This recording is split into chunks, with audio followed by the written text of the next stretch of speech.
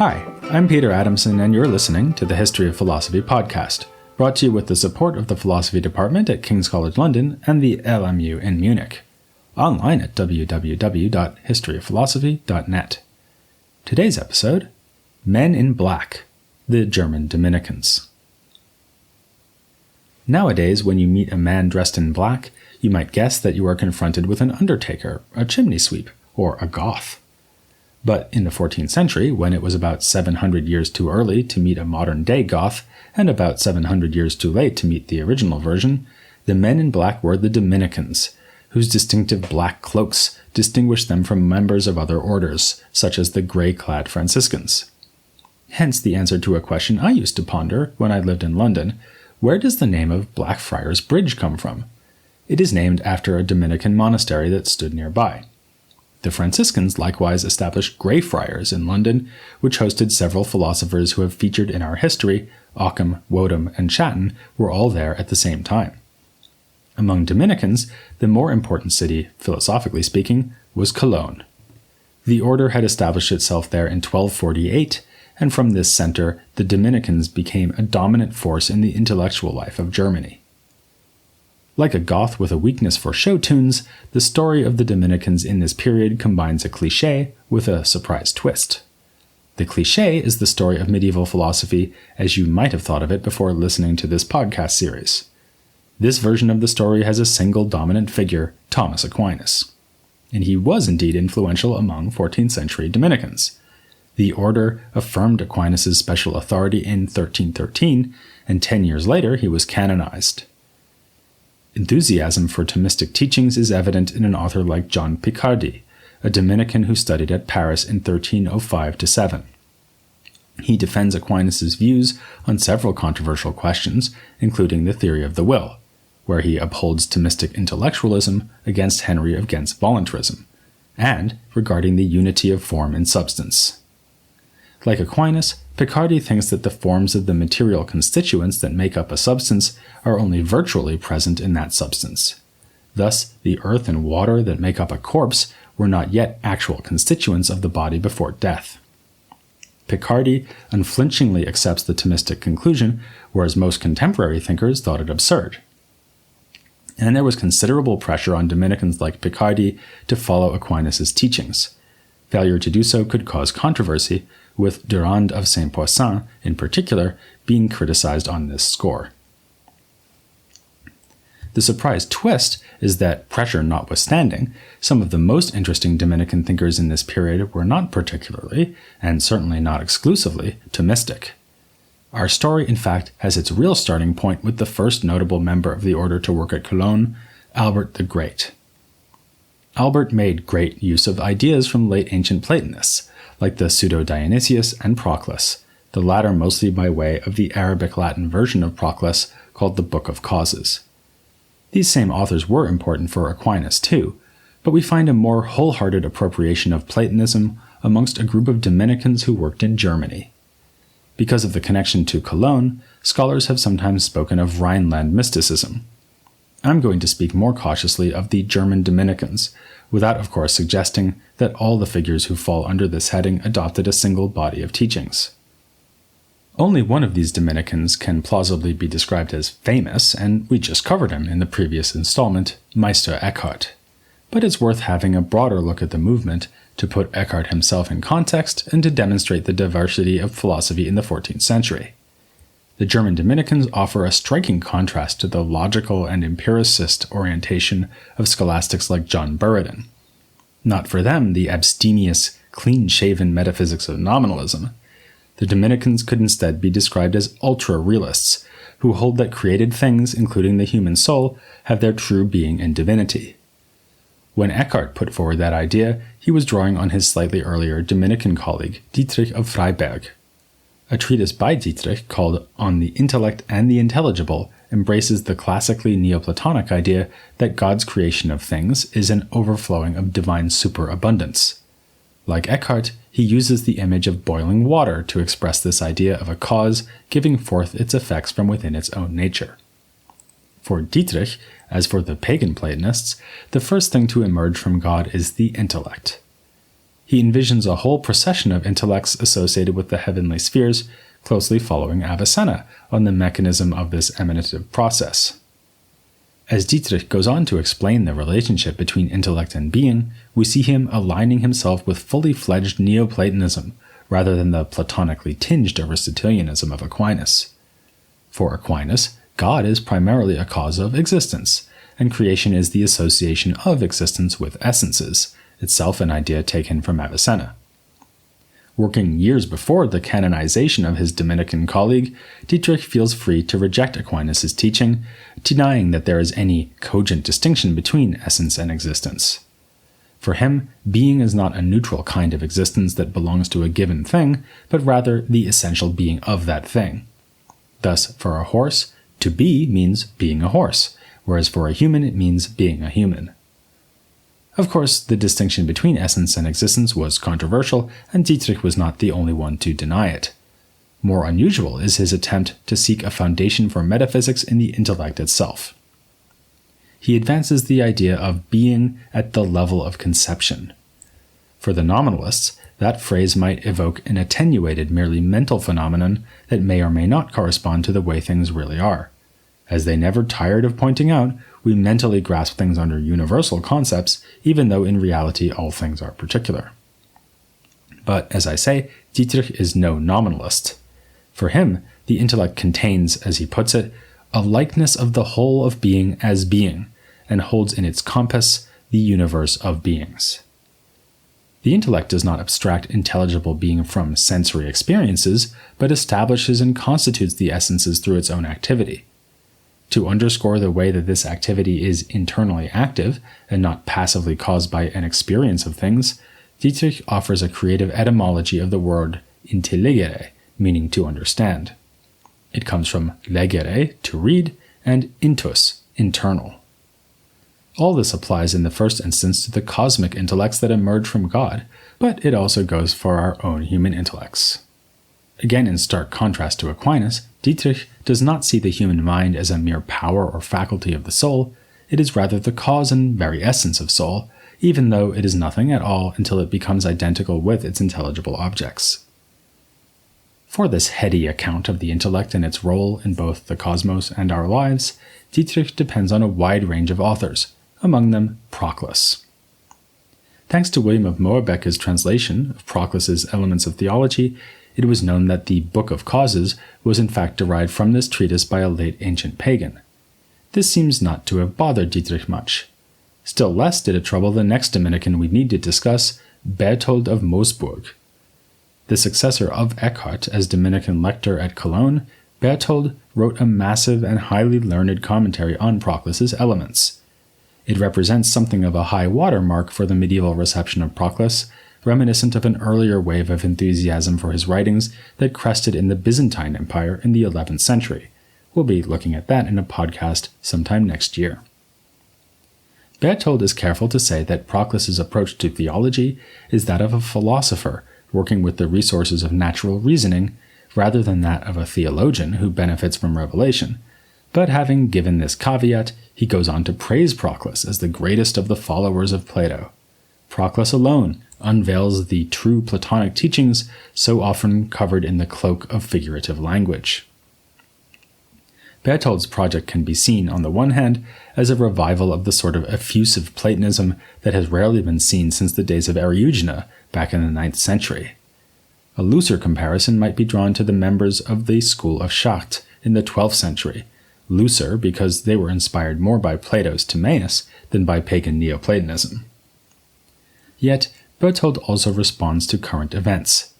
He is wrestling with the controversy around, and eventual condemnation of, the teachings of Meister Eckhart. Berthold's metaphysics thus takes inspiration from both ancient sources and his immediate predecessor at Cologne. Like Dietrich, who was a strong influence on Berthold's commentary, Berthold envisions the intelligible realm as the domain of true being.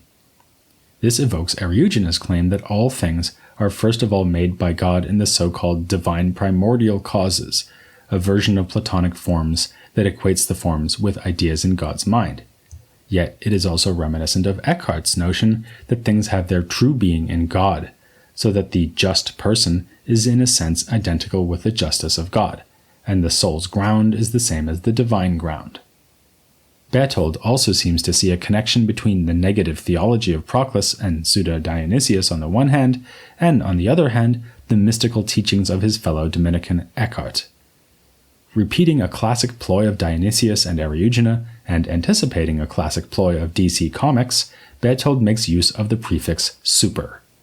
He coins the idea of super sapientia, or transcendent wisdom, as a label for the highest insight that grasps the ultimate reality of things in God. What could be more Eckhartian than to identify the world of the intellect as the seat of being, and then to push on further in an effort to grasp God's transcendent negativity, uniting with the exalted nothingness that is, as Berthold puts it, beyond the mind? Well, probably nothing could be more Eckhartian, but that isn't going to stop two more Dominicans from trying. John Tauler and Henry Suso were contemporaries, and both carried on aspects of Meister Eckhart's intellectual mission, notably by writing in German, rather than the Latin used by Dietrich and Berthold. With Henry Suso, the connection with Eckhart is clear, enough so that his contemporaries did not fail to notice it.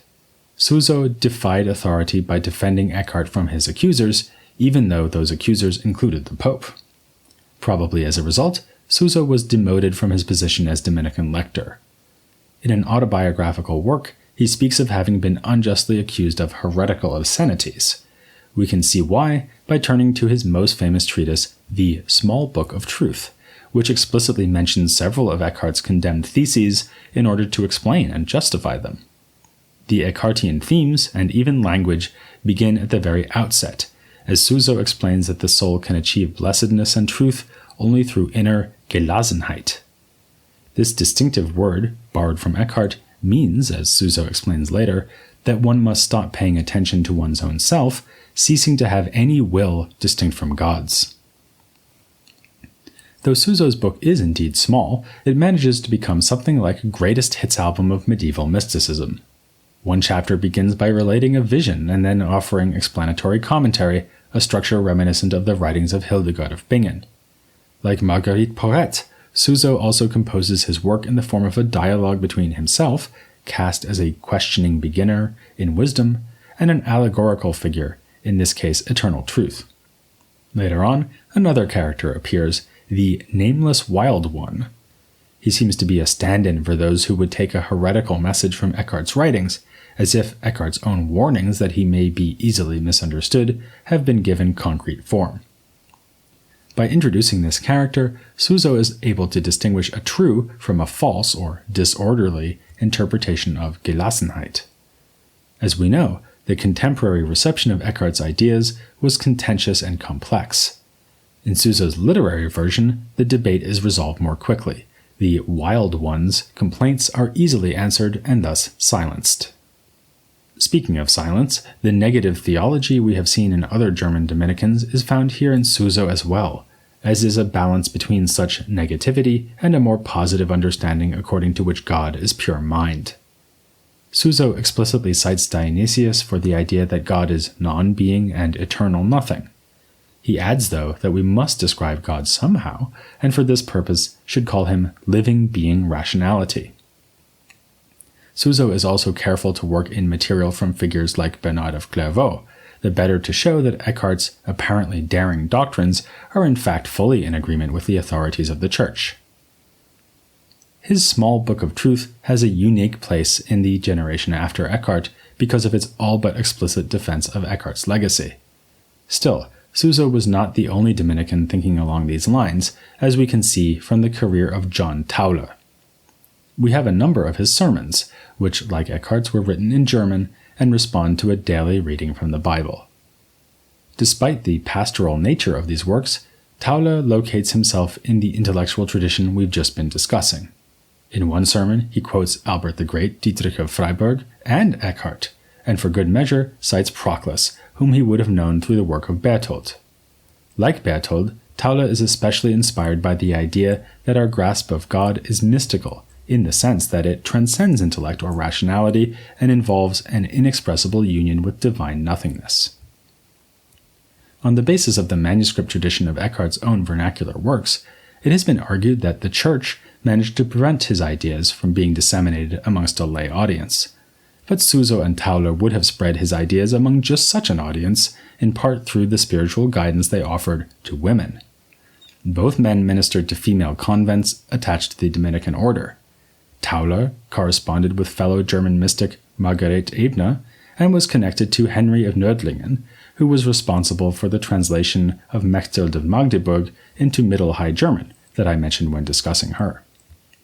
We have fairly extensive evidence of Suso's mentoring of Elsbeth Stagl, whom he called his spiritual daughter. Suso speaks admiringly of her enthusiasm for a life of asceticism, which is a major theme for both authors. In a typical passage, Tauler allegorizes the flight of Mary and Joseph as representing the soul's attempt to flee from the desires of the flesh. Of course, the combination of philosophical mysticism and asceticism is nothing new. But in the German Dominicans it finds a new and distinctive intellectual justification. Alain de Libera, a leading historian of medieval philosophy in general and German mysticism in particular, remarks that their most central doctrine is this: in its very core or ground, the soul is unchanging and even uncreated and divine, forever identical with its source in God. This explains the asceticism. Concern with the things of this world simply prevents your realization of your deepest identity. It explains the epistemology. The soul's task is to rise to the level of intellect and then further to the nothingness that is God's and its own ground. It even explains their enthusiasm for the Neoplatonic sources that already inspired Albert the Great. In Proclus, they could find the idea that there is an image of the true one, the divine first principle, within each of us, the so-called one of the soul.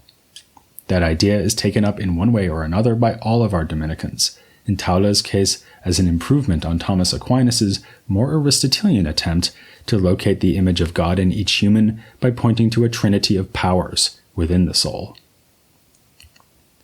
While the German Dominicans recall the earlier medieval Neoplatonism of Eriugena and above all Albert the Great, they also seem to point forward. Tauler in particular would be rather influential in the coming centuries. His writings found approval with Martin Luther, thanks to which Tauler had an afterlife among Protestant readers. The others fell into obscurity more quickly, with some exceptions.